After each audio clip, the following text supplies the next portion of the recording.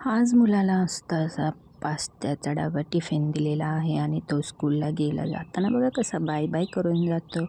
छान असं तो पाठ गेल्यानंतर मस्त असं कोमट पाणी करून लिंबू पाणी पिले आणि छान ब्रश करायला गेले. मुलीला पण फ्रेश करून मस्त असं तिला नाश्ता करायला दिला. तिच्यासाठी वेगळे पास्ता बनवलेला आणि मग नंतर आमच्यासाठी थोडा तिखट असा स्पायसीवाला पास्ता बनवला. मस्त आम्ही दोघांनी मिळून खाल्ला आणि मग नंतर ती खेळत बसली बघा तिच्या पझल्स बरोबर.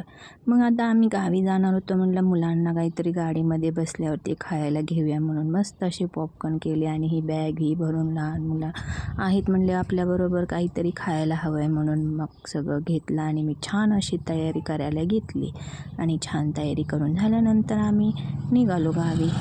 निघाल्यानंतर मस्त असा मध्येच आम्ही जेवणासाठी हॉटेलमध्ये थांबलो. मस्त असं आज फ्रायडे म्हणले नॉनव्हेजचा बेत केला आणि छान असं मटण हंडी घेतली आणि मग पुढचा प्रवास चालू केला.